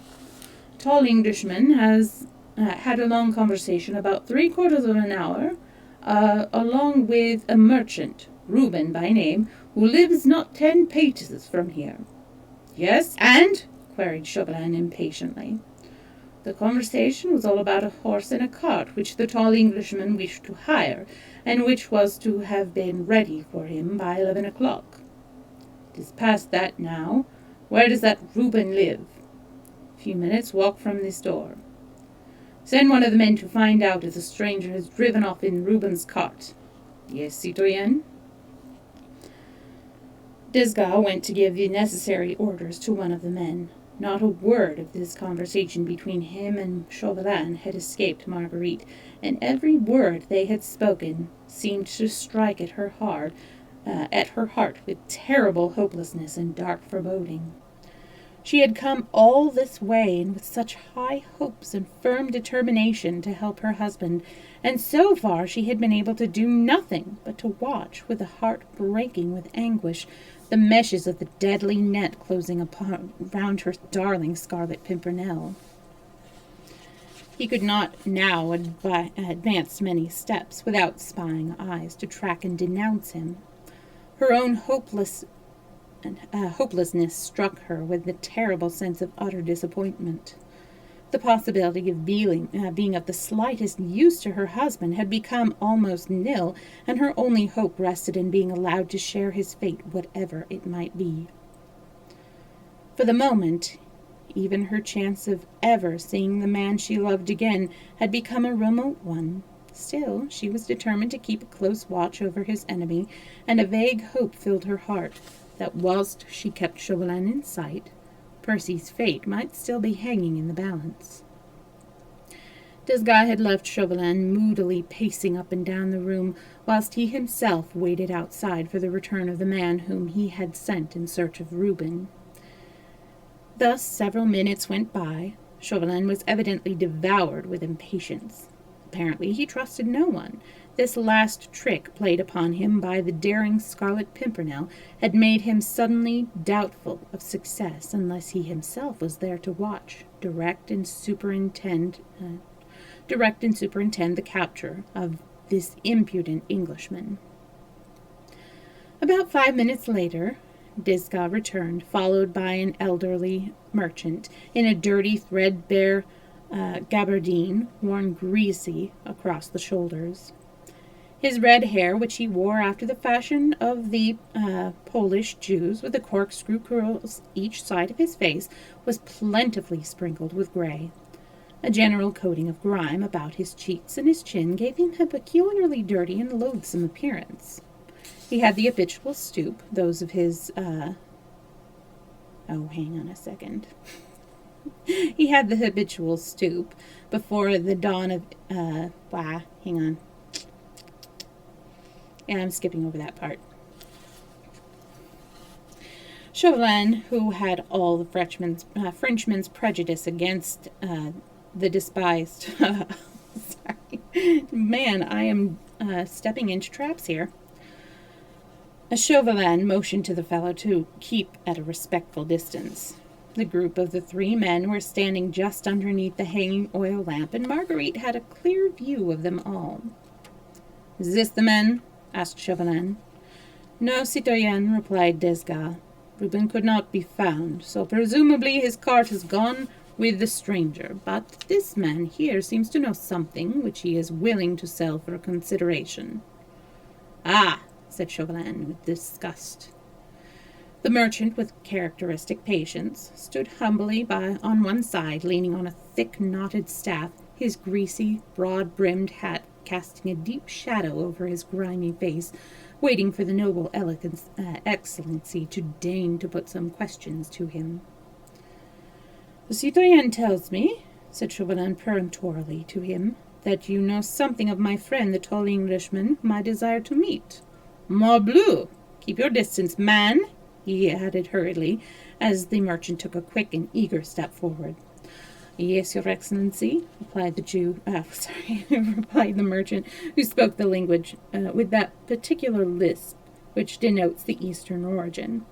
"I and Reuben Goldstein met a tall Englishman on the road close by here this evening." "Did you speak to him?" "He spoke to us, your excellency. He wants to know if he could hire a horse and go down along the St. Martin Road to a place he wanted to reach tonight." "What did you say?" "I did not say anything," said the merchant in an injured tone. "Reuben Goldstein, that accursed traitor, that son of Belial—" "Cut that short, man," interrupted Chauvelin roughly, "and go on with your story." "He took the words out of my mouth, your excellency, when I was about to offer the wealthy Englishman my horse and cart to take him wheresoever he chose. Reuben had already spoken and offered his half-starved nag and his broken-down cart." "And what did the Englishman do?" He listened to Reuben Goldstein, your excellency, and put his hand in his pocket then and there, and took out a handful of gold, which he showed to that descendant of Beelzebub, telling him that all that would be his if the horse and cart were ready for him by 11 o'clock. And of course the horse and cart are ready? Well, they were ready in a manner, so to speak, your excellency. Reuben's nag was lame as usual. She refused to budge at first. It was only after a time with plenty of kicks that she at last could be made to move, said the merchant with a malicious chuckle. Then they started. Yes, they started about 5 minutes ago. I was disgusted with that stranger's folly. An Englishman, too. He ought to have known Reuben's nag was not fit to drive. But if he had no choice? No choice, your excellency, protested the merchant in a rasping voice. Did I not repeat to him a dozen times that my horse and cart could take him quicker and more comfortably than Reuben's bag of bones? He would not listen. Reuben is such a liar and has such insinuating ways. The stranger was deceived. If he was in a hurry, he would have had better value for his money by taking my cart. And you have a horse and cart, too? Asked Chauvelin peremptorily. Aye, that I have, your excellency, and if your excellency wants to drive, do you happen to know which way my friend went to Reuben Goldstein's cart? Thoughtfully, the merchant rubbed his dirty chin. Marguerite's heart was beating well nigh to bursting. She had heard the peremptory question. She looked anxiously at the merchant, but could not read his face beneath the shadow of his broad-brimmed hat. Vaguely, she felt somehow as if he held Percy's fate in his long, dirty hands. There was a long pause, whilst Chauvelin frowned impatiently at the stooping figure before him. At last, the merchant slowly put his hand in his breast pocket and drew out from its capacious depths a number of silver coins. He gazed at them thoughtfully, then remarked in a quiet tone of voice, "This is what the tall stranger gave me when he drove away from Reuben, for holding my tongue about him and his doings." Chauvelin shrugged his shoulders impatiently. "How much is there?" he asked. 20 francs, your excellency," replied the merchant, "and I have been an honest man all my life." Chauvelin, without further comment, took a few pieces of gold out of his own pocket, and leaving them in the palm of his hand, he allowed them to jingle as he held them out towards the merchant. "How many gold pieces are there in the palm of my hand?" he asked quietly. Evidently he had no desire to terrorize the man, but to conciliate him, for his own purposes, for this manner was pleasant and suave. No doubt he feared that threats of the guillotine and various other persuasive methods of that type might addle the old man's brains, and that he would be more likely to be useful through greed of gain than through terror of death. The eyes of the merchant shot a quick, keen glance at the gold in his interlocutor's hand. "At least 5, I should say, your excellency," he replied obsequiously. "Enough, do you think, to loosen that honest tongue of yours? Does your excellency wish to know whether your horse and cart can take me to where I can find my friend, the tall stranger who has driven off in Reuben Goldstein's cart?" "My horse and cart can take your honor there, where you please." "To a place called the Père Blanchard's hut?" "Your honor has guessed," said the merchant in astonishment. "You know the place?" "I know it, your honor." "Which road leads to it?" "St. Martin Road, your honor, then a footpath from there to the cliffs." "You know the road?" repeated Chauvelin roughly. "Every stone, every blade of grass, your honor," replied the merchant quietly. Chauvelin, without another word, threw the 5 pieces of gold one by one before the merchant, who knelt down and on his hands and knees struggled to collect them. One rolled away, and he had some trouble to get it, for it had lodged underneath the dresser. Chauvelin quietly waited while the old man scrambled on the ground to find the piece of gold. When the merchant was again on his feet, Chauvelin said, "How soon can your horse and cart be ready?" They are ready now, your honor. Where? Not 10 meters from this door. Will your excellency deign to look? I don't want to see it. How far can you drive me in it? As far as the Père Blanchard's hut, your honor, and further than Reuben's nag took your friend. I am sure that, not 2 leagues from here, we shall come across that wily Reuben, his nag, his cart, and the tall stranger all in a heap in the middle of the road. How far is the nearest village from here? On the road which the Englishman took, Miquelon is the nearest village, not 2 leagues from here. There we could have fresh conveyance if you wanted to go further. He could, if you ever got so far. Can you? Will your excellency try? Said the merchant simply. That is my intention, said Chauvelin very quietly. But remember, if you have deceived me, I shall tell off two of my most stalwart soldiers to give you such a beating that your breath will perhaps leave your ugly body forever. But if we find my friend the tall Englishman, either on the road or at the Père Blanchard's hut, there will be 10 more gold pieces for you. Do you accept the bargain? The merchant again thoughtfully rubbed his chin.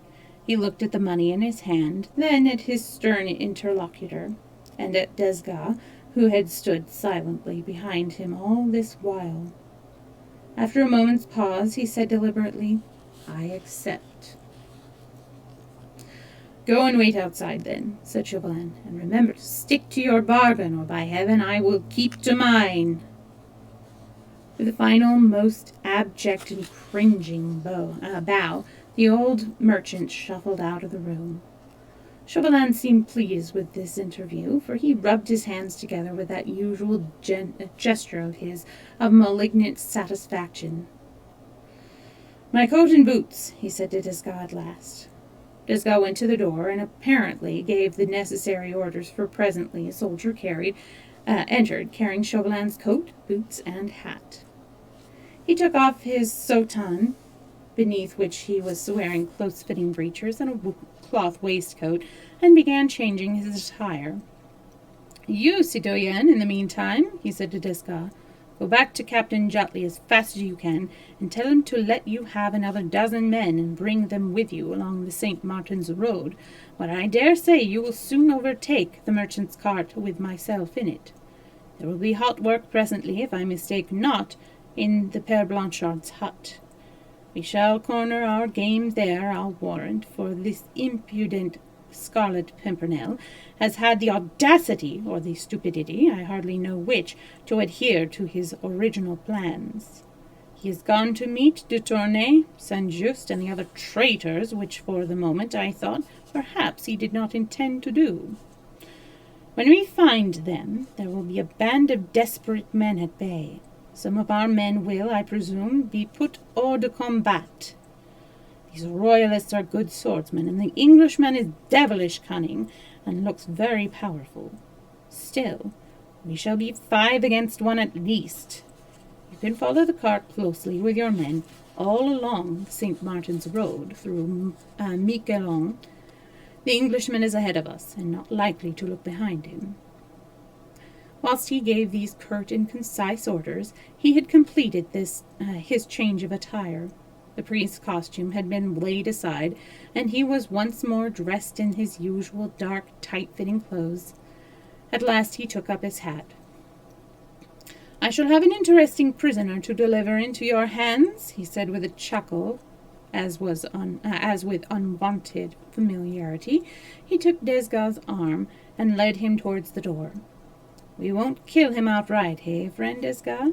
The Père Blanchard's hut is, and I mistake not, a lonely spot upon the beach, and our men will enjoy a bit of rough sport there with a wounded fox. Choose your men well, friend Desgas, of the sort who would enjoy that type of sport, eh? We must see that Scarlet Pimpernel wither a bit, shrink and tremble, eh? Before we finally... He made an expressive gesture, whilst he laughed a low, evil laugh, which filled Marguerite's soul with sickening horror. Choose your men well, citoyen Desgas, he said once more, as he led his secretary finally out of the room.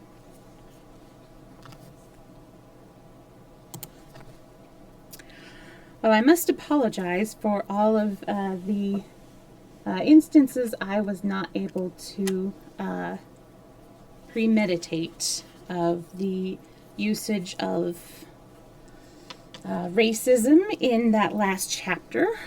I kind of figured out what I was getting myself in for with the title of the chapter, and I tried to adjust things as much as I could, but there were a couple of paragraphs there that took me by surprise. So I apologize once again for that. That is kind of the risk that one runs when one reads public domain books, which of course that's no excuse for, for inappropriate comments and slang and, usages of prejudice to slip into these things. But speaking of, I have figured out at least one of the books that I'm going to be reading in February. Douglas Adams has written one fictional work. It's called The Heroic Slave, which I will be reading either the first or the second part of February. I still need to figure out what to read after Scarlet Pimpernel and before Heroic Slave. And then on March, for Women's History Month, Nellie Bly, she is a very famous female newspaper reporter from the 1800s in the U.S., and she has there are a few books that are like the collections of her newspaper article serials. I will be reading the one called Around the World in 72 Days, which was inspired by Jules Verne's Around the World in 80 Days, which we read last year. And there's a fun bit of history where she had decided that she was going to do this trek around the world, try to beat his 80 days. And then there was another female reporter at another newspaper, and I think her editor came up with the idea that she would also go around the world, but in the opposite direction, and try to beat Nellie Bly. And so it kind of became a race between those two reporters. And so I'll be reading Around the World in 72 Days. And then I'm not sure after that. I'll probably put up a poll or something like that. Frederick Douglass. What did I say? Sorry. No, so not Douglas Adams. I apologize. It was Frederick Douglass. So he's the one who wrote the autobiography of a slave. I think it was. He's written a couple of nonfiction ones, but this is his fictional one. So my apologies. It was the Douglas that caught me off guard. Anyways, on Wednesday, 2 to 4, this week it's going to be Wednesday, we are finishing up the Scarlet Pimpernel, and we will see, how he gets out of this scrape, because, well, obviously he does, because there's a whole series after this book. Not sure if I'll read any more of the series on stream, but I might to myself. Anyways, let us find somebody to raid. Does anybody have any suggestions for a raid? Oh, not that one. My bad. Let's see who we've got. We have Gentle Angel. We could raid her. We haven't raided her in a while. We've got Shiny Wave. Tetratum is doing Tetris. Oh, Gentle Angel is doing Tom Clancy's Rainbow Six Siege. John Reisinger is doing In Silence, but I don't remember if he has... Oh, actually... Well, thank you so much for hanging out with me, Corral. And actually, I just noticed that Albino Liger is streaming Stardew Valley, and that would be perfect because he just recently came back to streaming after a long break, and he's been doing chill stuff. Have a good nap. I hope you sleep well. All right, so we are going to raid Albino Liger. Oh, come on.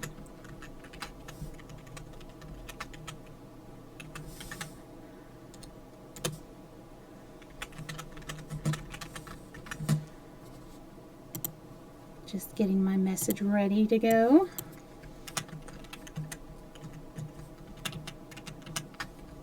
All right.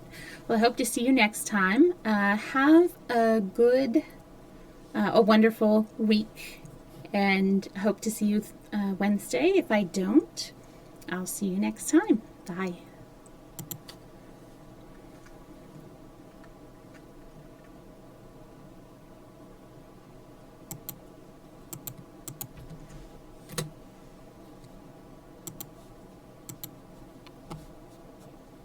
Story, it cut off your name there. Hello. Thank you for the story